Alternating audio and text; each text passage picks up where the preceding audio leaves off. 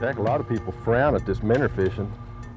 I'll tell you what, don't knock it until you try it, but my wife and I, as a general rule, are jig fishermen strictly, but don't knock minnow fishing because it's an old tradition and it works. Well, there's certain times it's about all it'll produce, isn't it?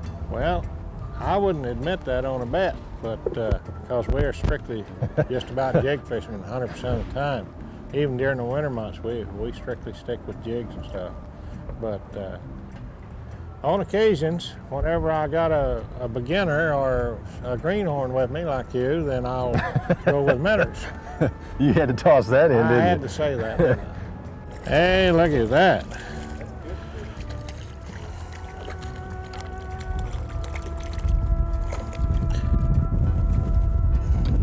How deep is that? 10? Boy, it's pretty deep. Pretty deep.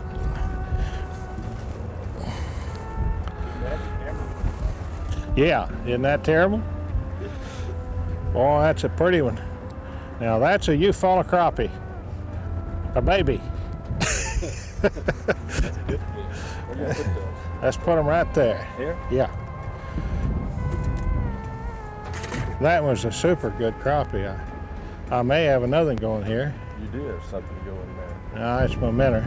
Let me move mine right over there by you. Yeah, that's the way everybody does, you know. You don't want to fool around. When I see a guy catch one, you want to get right on top of him.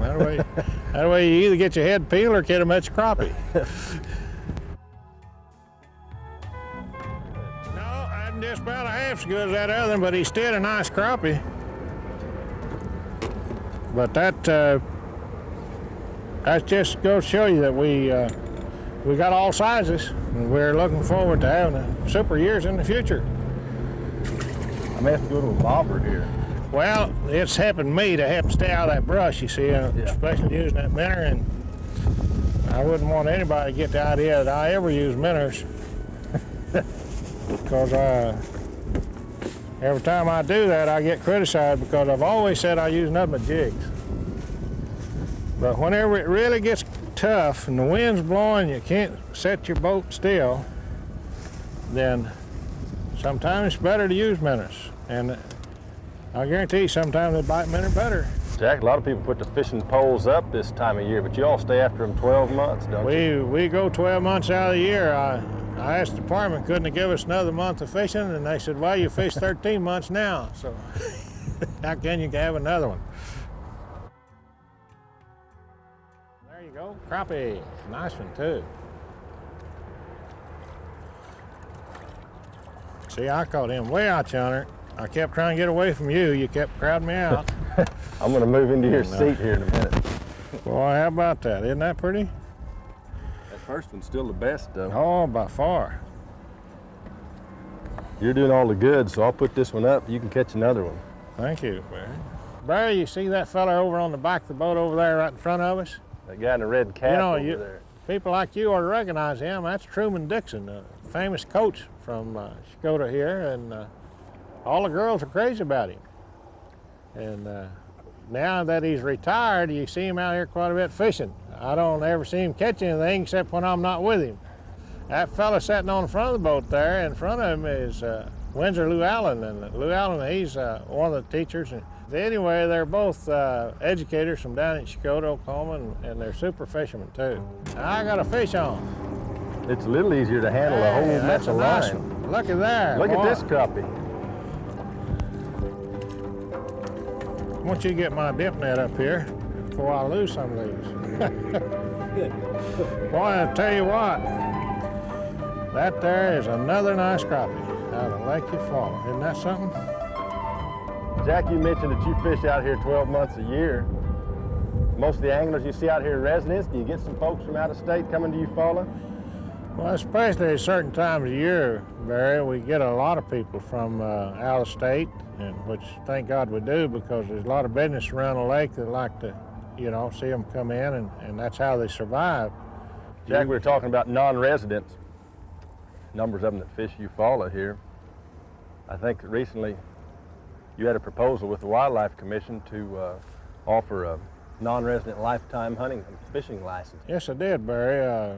based on fishing, I'm very interested in that one.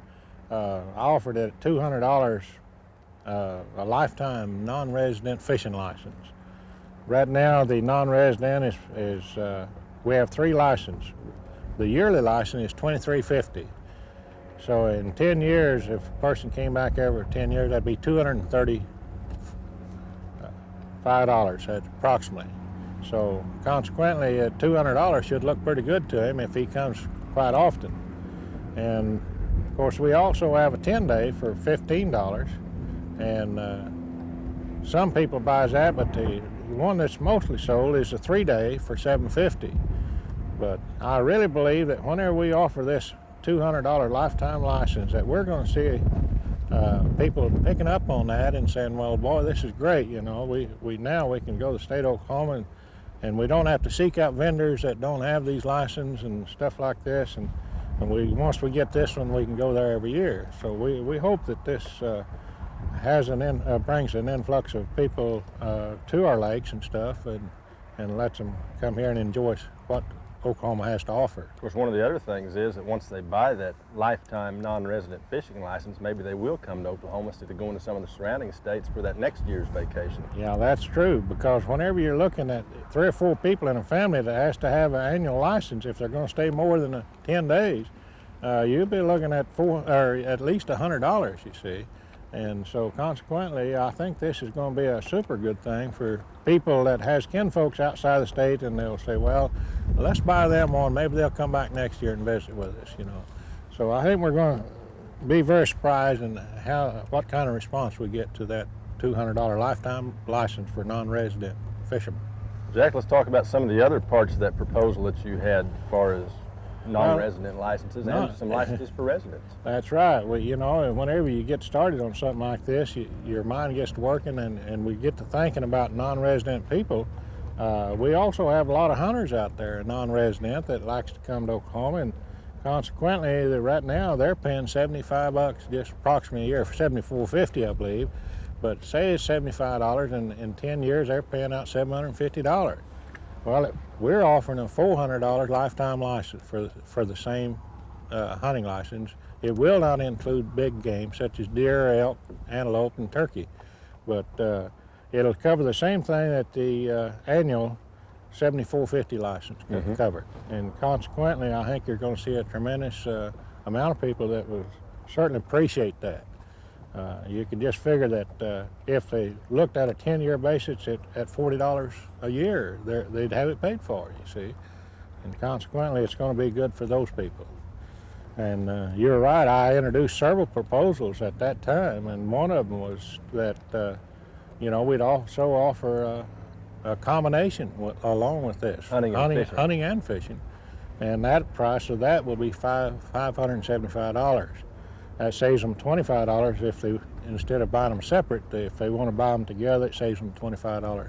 Right. Which separate is $600, and if they buy the combination, it's $575. And that we feel like that a lot of them will want to do that. You know, especially young people, especially. They come. And then the license that would apply to residents and non-residents both was the lifetime duck stamp that you.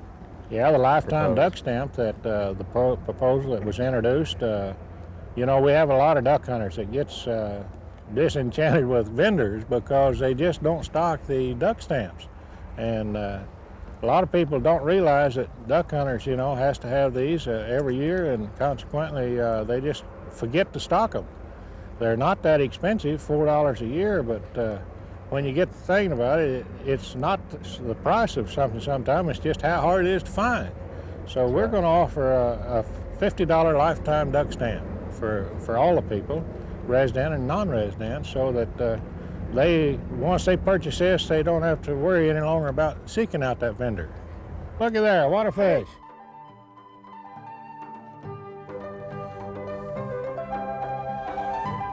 That's a dandy. You want to dip net? Get that fish in there, boy. Yeah. I am real glad that I finally got one. Look at there. I am real glad. Is that the only fish you've caught today? But it's the biggest one in the boat. How many have I got? About 20? This is the biggest one we've got, and I caught him.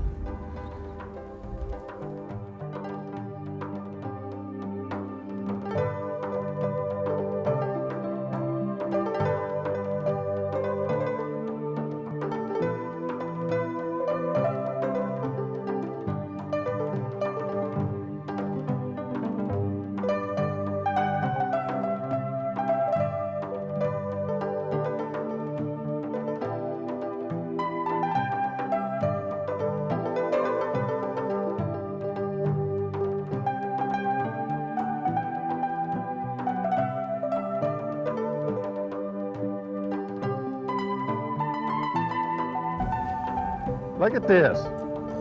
This is the biggest one yet. Steve, you got it. Oh, Look at that. Yeah. He about like that Boy, first one. Jack, look at that fish. Boy, dip that son. Woo! Look at that. What a dandy. Now, hold him up there. Look at that. I got him. Look at the size of that one. Hey, Truman. I can talk smart now.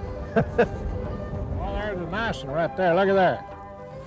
Boy, that is a... You got one there? No, you got the brush. Boy, isn't that... Look at that. Now, I'll tell you what. You roll them in meal and a little bit of salt. Fry them in that deep grease.